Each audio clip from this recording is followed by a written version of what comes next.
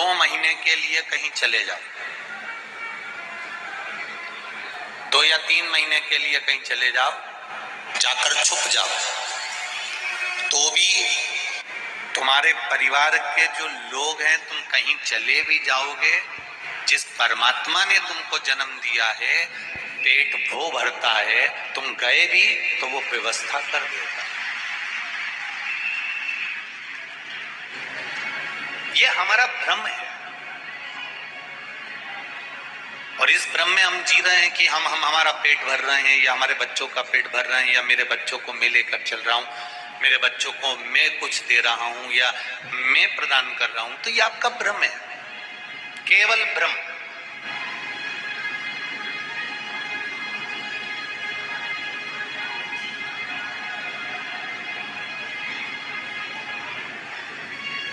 जी रहे हो तब तक परिवार का एक माला या एक गोदड़ी या एक वस्त्र सी रहे हो, और जिस दिन चले जाओगे तुम्हें ऐसा लग रहा है कि मैं कर रहा हूं, जिस दिन चले जाओगे तुम्हारे जाने के बाद भी जितने घर में लोग हैं वो भूखे नहीं मरेंगे, उनका भी भरण पोषण मेरा महादेव कर देता है। हम चिंता करते हैं, हम टेंशन लेते हैं, मैं नहीं होऊंगा तो कौन करेगा, मैं नहीं करूंगा तो कौन करेगा।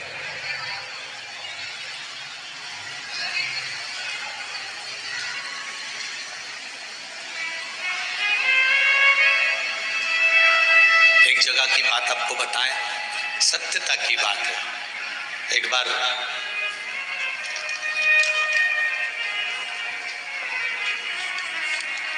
नर्मदा जी के घाट पर कथा थी,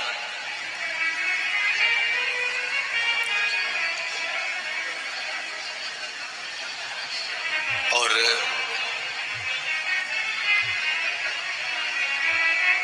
किसी कारणवश समिति शुरू दिन का भोजन जो भक्त लोग आए हुए थे पंडाल में उनको नहीं दे पाए। भक्तों का मैसेज सीहोर गया कि गुरुजी तक खबर पहुंचाओ, रात की 11 बज रही है और हमको भोजन नहीं मिला। कुछ नहीं, बाजार में उस समय दुकान भी नहीं लगती थी इतनी सारी, अब तो दुकान भी लगने लगी है, तो पेट भर ले आते। हम लोग सब भूखे हैं।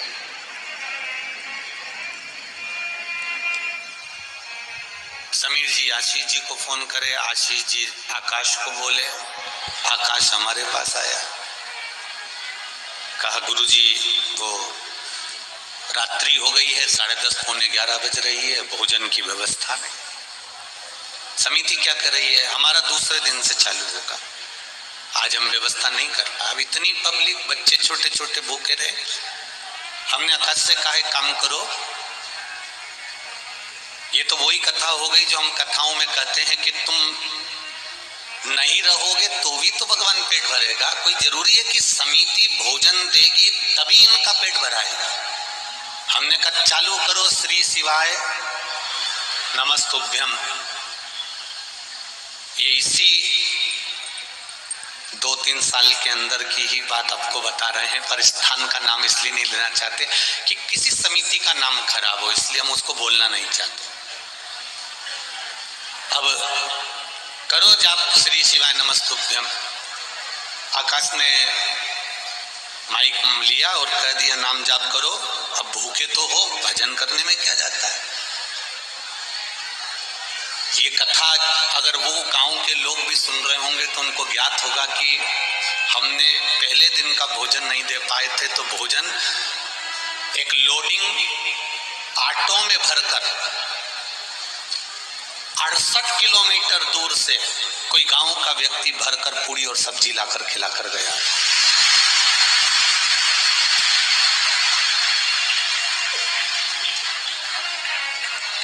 आप नहीं हो, आप ये ना सोचें कि मैं करा रहा हूं या मेरी सामर्थ्यता है या मैं कर सकता हूं या मैंने करा है, ये कुछ भी नहीं।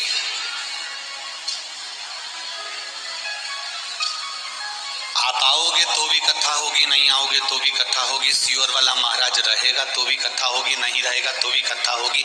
शिव पुराण तो निरंतर उत्तर मेरे वेद व्यास जी ने जो लिखा है, वेद व्यास जी ने जो दिया है, इस पुराण को अब मेरा विश्वास करता है कि पहले के समय में लोगों ने इस शिव पुराण को दबा कर रख दिया था, छुपा कर रख दिया था, क्योंकि इसमें इतने उपाय बताए गए हैं कि आप कैंसर बीमारी से कैसे छूट सकते हो, आप लीवर किडनी को कैसे सही कर सकते हो, आप शुगर बीपी को कैसे सही कर सकते हो, आप थायराइड को कैसे कम कर सकते हो, आप घुटने के दर्द को कैसे सही कर सकते हो, आप कमर का दर्द, कोई गुरिया खस गया, कोई पॉइंट नीचे आ गया, उसका क्या है। रजो धर्म वाली नारी को भी रजस्वला धर्म में जो तकलीफ होती है उस तक का फल नहीं लिखा है। एक पत्र में आया है, एक पत्र में एक नारी ने लिख दिया कि मेरे जीवन का, मेरे डॉक्टर भी आश्चर्य में है कि तुम्हारी दवाई बंद ही नहीं हो सकती थी जिंदगी भर।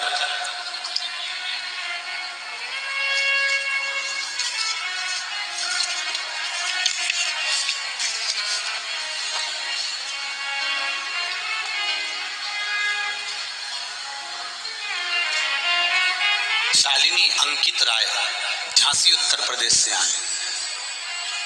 कहीं बैठी हो तो हाथ जरूर हिलाइएगा, कहीं बैठी हो तो हाथ हिलाइएगा। शालिनी अंकित राय दिख गए क्या? अच्छा सामने हाथ हिला तो एक बार ऐसा। हाँ जी, श्री शिवाय नमस्ते। इन्होंने लिखा है, गुरुदेव मैं नहीं जानती हूँ कि मैं आपकी इस पावन शिव महापुराण को श्रवण करने कैसे आई हूँ। मैं अपने घर वालों से जिद कर कर बाबा को धोख लगाने आई हूँ, प्रणाम करने आई हूँ। धोख लगाने का मतलब होता है प्रणाम करना, नमन करना। एक लोटा जल और एक बेलपत्र का क्या महत्व है मैं बखान करूं गुरुदेव। मुझे 2014 से, अभी कौन सा साल चल रहा है, 22, 2014 से रजो धर्म की समस्या थी। डॉक्टर ने बोल दिया था कि आपको जिंदगी भर गोलियां खाना पड़ेगी, ये दवाई आपकी जीवन भर बंद नहीं हो सकती। बाबा की कृपा देखिए गुरुदेव, आचमन का जल लेना प्रारंभ करा, शिव जी पे चढ़ा हुआ और बेलपत्र खाना चालू करा, मेरी दवाई छूट गई और मैं अब पूर्ण तरह से ठीक हूं। ये गुरु जी कृपा है शिव जी की, बाबा की कृपा। फिर देखिए गुरुदेव, मेरे बाबा ने कृपा क्या करी, जब दवाई गोली बंद हो गई तब दूसरे डॉक्टर को दिखाने के लिए गए तो मालूम पड़ा कि मेरे पेट में 22 mm की गांठ बताई थी। अब विचार करा कि बाबा तूने रजो धर्म से तो मुझे अच्छा कर दिया, पर मेरे पेट में 22 mm की गठान है, कुछ भी करो इसको सही कर दो। 3 माह पहले मेदांता में जाकर हमने इस गठान को दिखाया तो अल्ट्रासाउंड में वो गांठ आई है और उसको ऑपरेशन का डॉक्टर बोले। गुरुदेव मन नहीं माना और बेलपत्र को फिर चढ़ाना प्रारंभ करा। शिव जी को बेलपत्र चढ़ाती, रोज उठा कर लाती और खाना प्रारंभ करा। जल शिव जी को चढ़ाती, आचमन करना प्रारंभ करा। गुरुदेव 22 mm की जो गांठ थी, दूसरी बार मेदांता हॉस्पिटल में फिर दिखाने के लिए गई तो वो गांठ गल चुकी थी। बाबा की कृपा दे, जो 22 mm की गांठ थी वो भी गल गई थी। ये शिव तत्व। बेटिए बहन, श्री शिवाय नमस्तुभ्यम। शिव पुराण करती है, ये तो दुनिया के लोगों ने शिव पुराण को नीचे दबा कर रख दिया था, क्योंकि इसमें वो उपाय हैं, वो चीजें हैं जिसको हम निकाल कर अपनी जिंदगी को सुख से जी सकते, खुशियों से जी सकते। इस शिव महापुराण के कारण ना जाने कितनों के तो धंधे चौपट हो गए होंगे, क्योंकि सारी समस्या का हल एक लोटा जल। उसके पास में खुद डॉक्टर उसके पास में है कि मैं एक लोटा जल चढ़ाऊंगी, एक बेलपत्र चढ़ाऊंगी, इसको खाऊंगी और मेरा शरीर ठीक हो जाएगा। ये उसका विश्वास करता है, ये उसका भरोसा करता है।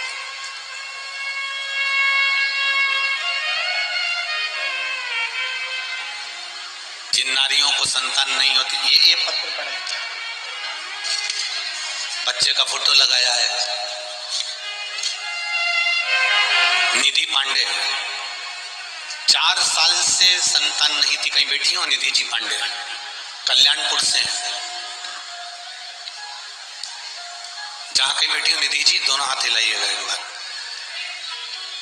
4 साल से संतान नहीं हो रही थी गुरुदेव। डॉक्टर ने कहा था कि तुम्हारे यहाँ संतान का सुख नहीं है, ये पत्र है। पर सफेद आंकड़े का प्रयोग वाला उपाय किया और बेलपत्री और जल का प्रयोग करा और मेरे यहाँ 4 साल के बाद फिर संतान बाबा की कृपा से प्राप्त हो ही गई। ये शिव है। बैठिए, कहीं बैठिए। एक पत्र और देखिए। 9 साल के बाद ये लिखा, कल्पना शुक्ला पत्नी श्री जितेंद्र जी शुक्ला, हरदेव नगर खाड़ेपुर कानपुर से हैं। कहीं बैठी हो तो हाथ हिलाइएगा। आप ही हैं? दोनों हाथ हिला देगा। श्री शिवाय नमस्तुभ्यम। 5 साल संतान नहीं हुई, ये पत्र में लिख रही है। 5 वर्ष तक जब संतान नहीं हुई तब सफेद आंकड़े की जड़ का प्रयोग और बाबा पर चढ़ाए हुए जल का प्रयोग करना प्रारंभ करा। 5 वर्ष के बाद मेरे यहाँ संतान की प्राप्ति हुई। ये शिव है, ये शंकर है, ये औघड़ी। आप दिल से उसको कहो। ये तो दुनिया के लोगों ने इस शिव महापुराण को नीचे दबा दिया था, इसको प्रकट नहीं होने दे रहे थे, इसको सम्मुख नहीं आने दे रहे थे। क्यों? क्योंकि सारी समस्या का हल एक लोटा जल, जरा सा जल का आचमन करेगी और इसका शरीर ठीक हो जाएगा। एक बेलपत्र खाएगी और रोग मिट जाएगा। भगवान का भजन करेगी, श्री शिवाय नमस्तुभ्यम का जाप करेगी और कष्ट दूर होगा। ये दुनिया के लोग चाहते थे कि अगर सम्मुख आ गई शिव पुराण तो फिर अपना क्या होगा। अब लोगों का विश्वास शंकर भगवान के प्रति इतना जागृत हो गया, इतना जागृत,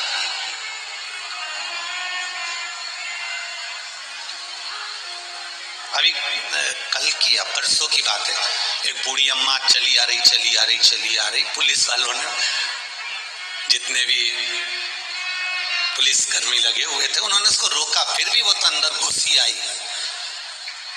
मेरे को तो स्टेज पे ही जाना है, 81 साल की होगी, फिर भी पुलिस जवानों ने उसको रोका। अभी कथा चल रही है, बाद में मिल लेना। वो अम्मा पीछे पड़ गई, तुम्हें मिलवाना पड़ेगा। पुलिस के जवानों ने उसको रोक कर रखा। कथा समापन हुई। जाते जाते हम गाड़ी से जब उससे मिले तो उस माँ के शब्द थे, एक शब्द उस माँ का बहुत सुंदर था कि गुरुदेव, पहले सब फ्री बैठे रहते थे तो सब झगड़ते थे, जब से शिवपुराण टीवी पे आने लगी है सब व्यस्त हो गए, इसलिए मैं आपसे मिलने के लिए आया। उसकी माता का प्रेम देखिए, बड़ी खुशी, बड़ी आनंद था उस बूढ़ी माँ की। 80-82 की होगी और ज्यादा की हो सकती है। उसका प्रेम आत्मिक।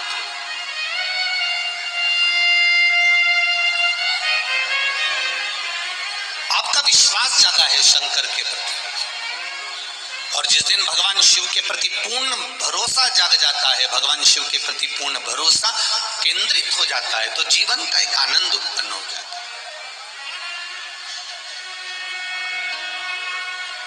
आप शंकर के हो गए, शंकर आपके हो गए।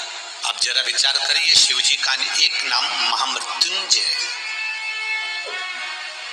जो मृत्यु पर विजय प्राप्त करता है, मौत को भी जो जीत लेता है वह महामृत्युंजय।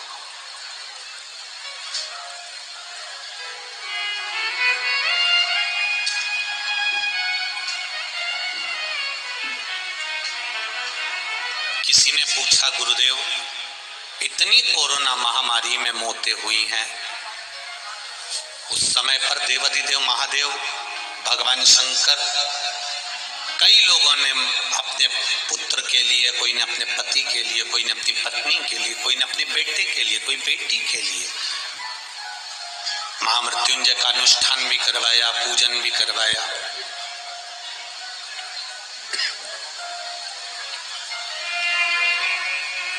उसके बाद भी ये मृत्यु क्यों हुई है, कारण क्या है?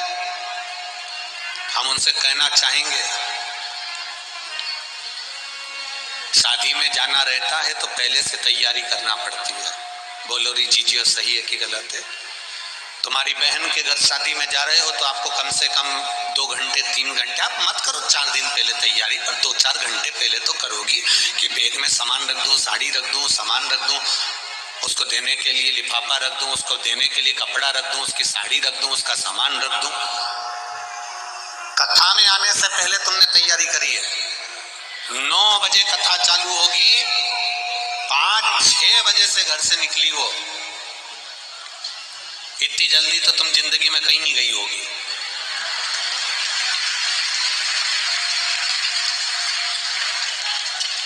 समिति वाले कह रहे थे, हमने तो सोचा था कि ये पंडाल भी पूरा भरा जाएगा तो बहुत है, पर आज तो दम लगा दी उन्होंने, 7 लाख 7.5 लाख के करीब में लोग पहुंचे। क्या